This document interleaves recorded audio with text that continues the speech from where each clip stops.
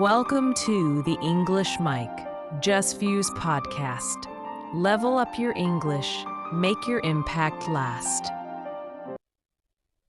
Today, we're exploring a topic that's as curious as it is symbolic: mock weddings. What happens when the ceremony is real, but the couple isn't? Why are such staged weddings becoming a trend, and how can we decode their deeper meaning? Through this lens, we'll also unlock advanced business English phrases that can help you express abstract ideas with clarity and confidence. So listen closely. Every phrase tells a story. This episode blends culture, communication, and language enhancement like never before.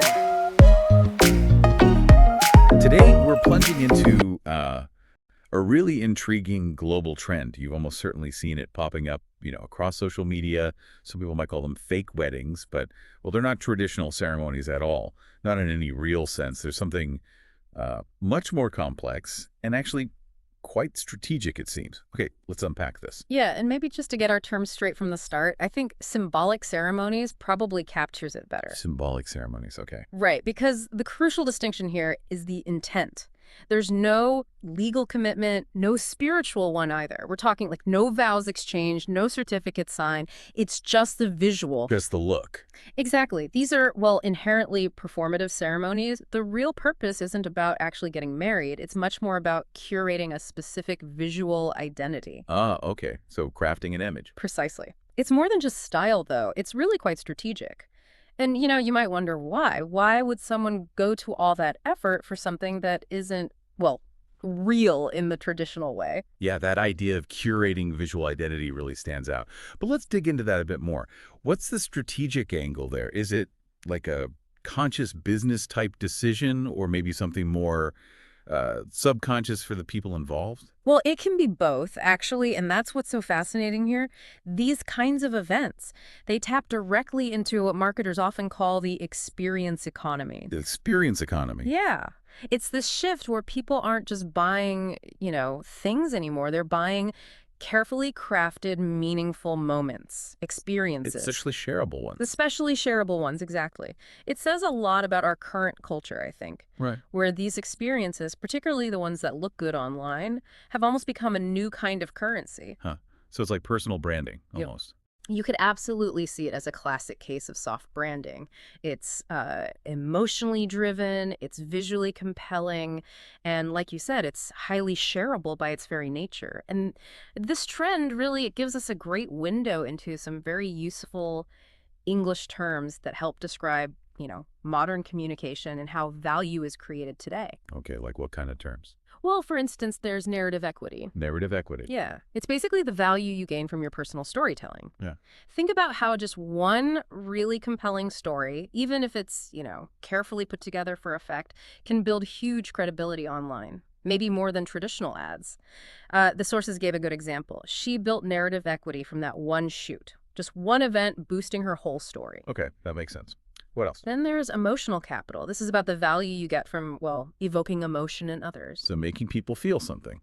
Exactly. But it's not just about feelings for feeling's sake. It's about using those emotions to build connection, to drive engagement. Like the example, the wedding reel built massive emotional capital. People connected with the feeling it created. Right. Engagement. And the third one is symbolic investment. This is about putting time or money into something for its meaning or the perception it creates, rather than a concrete outcome. So less about the marriage license. And more about the perfect picture. Yeah. So the couple made a symbolic investment, not necessarily a marital one. It's less about the happily ever after contract and more about crafting that perfect social media story, Wow. It really does flip traditional ideas upside down. It absolutely does. It's pretty remarkable how these personal trends link back to some pretty core marketing ideas.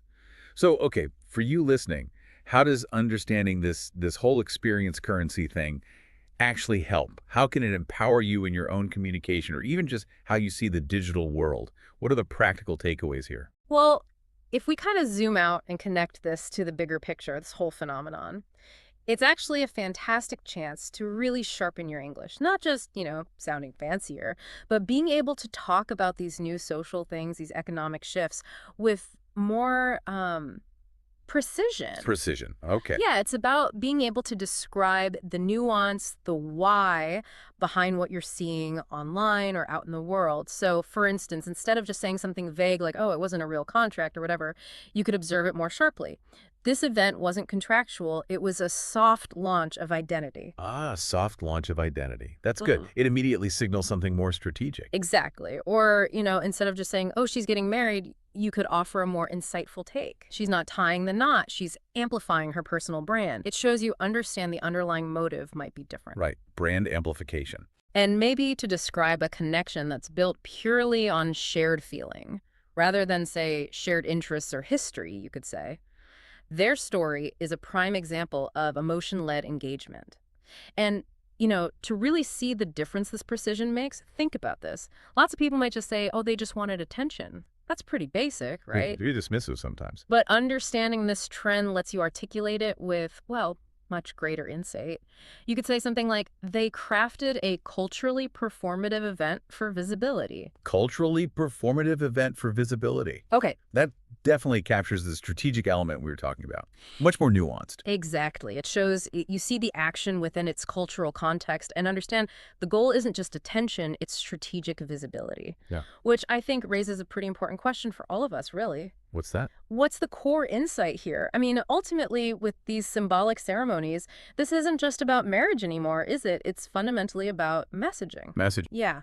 It's about how a symbolic event, carefully constructed, can drive visibility, build that narrative power we talked about, and, well, yes, even improve our understanding and use of the English language to describe this changing world. And I think for you, listening right now, today's takeaway is really profound when you think about it.